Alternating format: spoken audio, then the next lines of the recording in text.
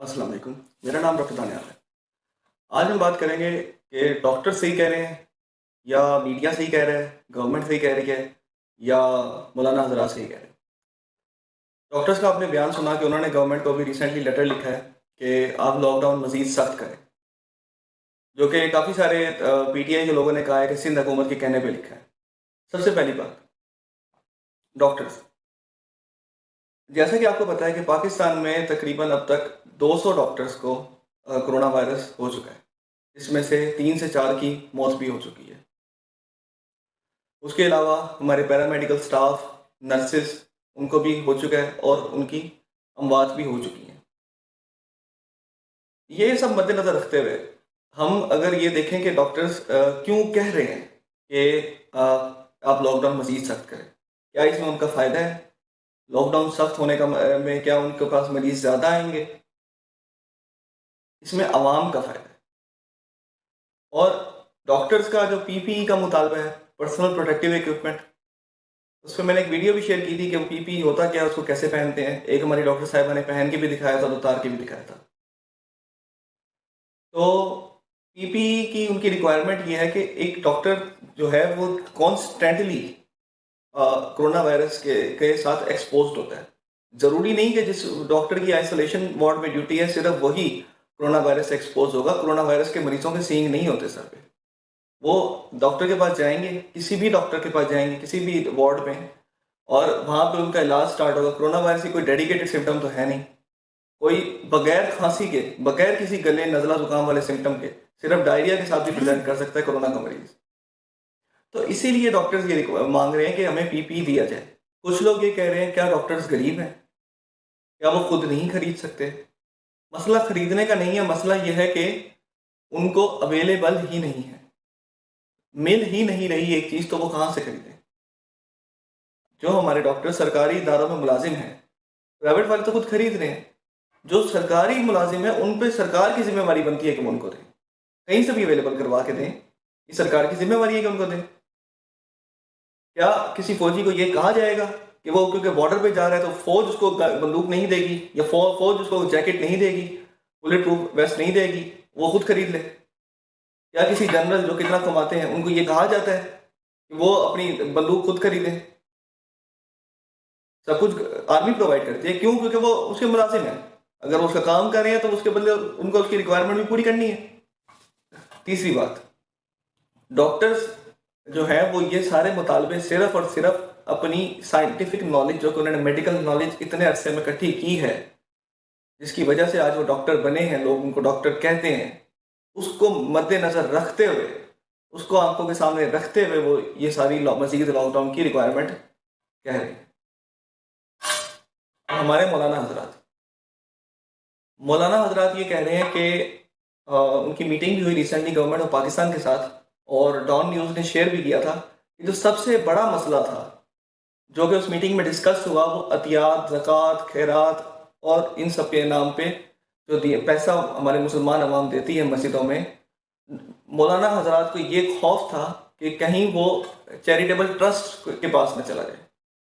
ये proper line use की थी वहाँ पे बैठे मौलाना हजरात ने, कि वो कहीं चैरिटेबल ट्रस्ट में ना चला जाए।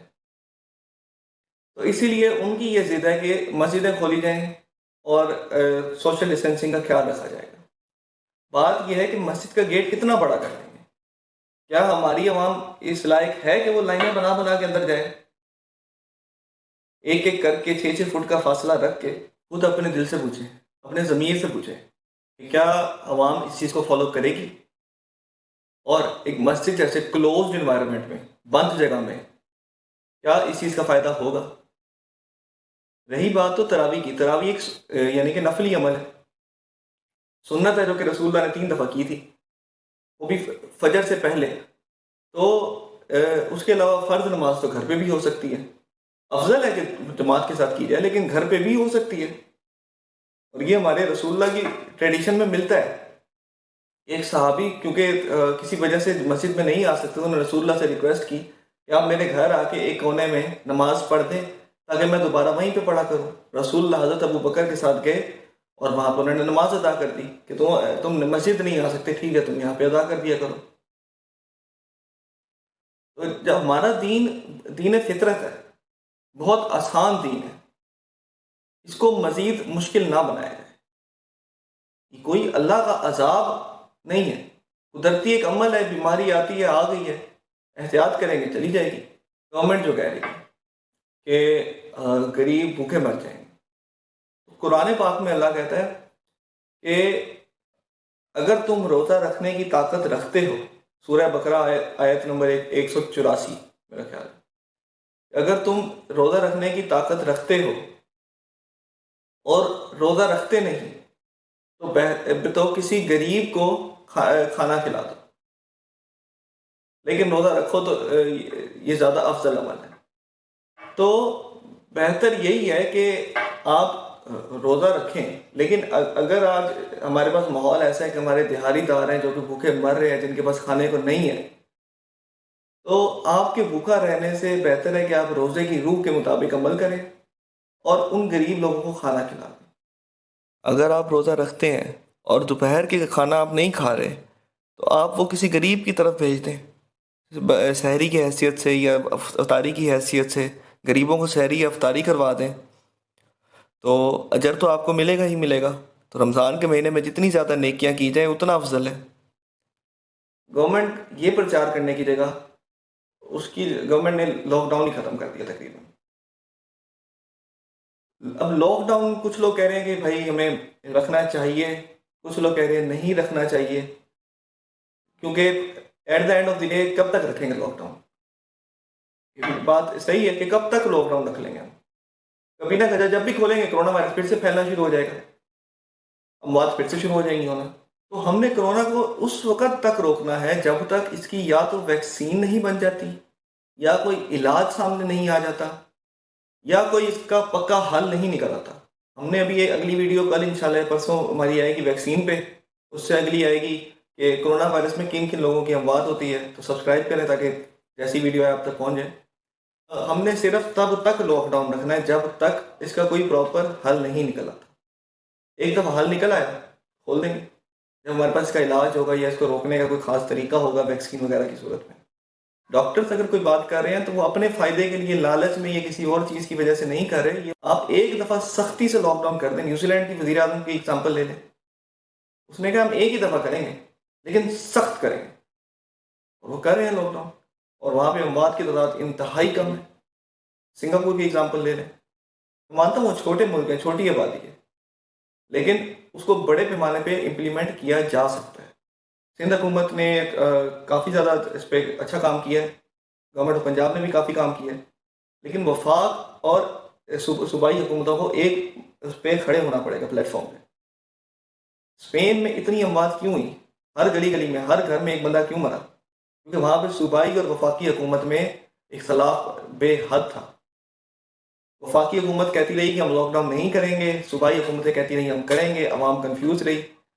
जो वफाकी हुकूमत के सपोर्टर थे उन्होंने यानी कि सूबाई हुकूमत की बात नहीं मानी, और आज उनका हाल देख लें। हर वो शख्स, हर वो मुल्क जिसने कभी कोरोना का मजाक बनाया है, पिछले 3 महीने में कोरोना ने उनकी सही मट्टी पलीत की है। तो अल्लाह का हम पे बड़ा एहसान है। इंशाल्लाह भी 1-2 दिन में वीडियो ये भी आएगी कि पाकिस्तान में क्यों इतनी तादाद कम है। तो अल्लाह का हम पे एहसान है कि अभी तक तादाद कम है, लेकिन अब ये बढ़ रही है, और ये पीक पे जाएगी जून और जुलाई में, अगर हमने इसको अभी भी नहीं रोका तो। और अमवात बहुत ज़्यादा हद तक बढ़ सकती हैं। तो कोरोना वायरस से अमवात कम भी हो तो कोरोना वायरस कोई आसान बीमारी नहीं है झेलना। 2 हफ्ते में बंदा ठीक ज़रूर हो जाता है, लेकिन बंदे को एक दफ़ा नानी याद आ जाती है।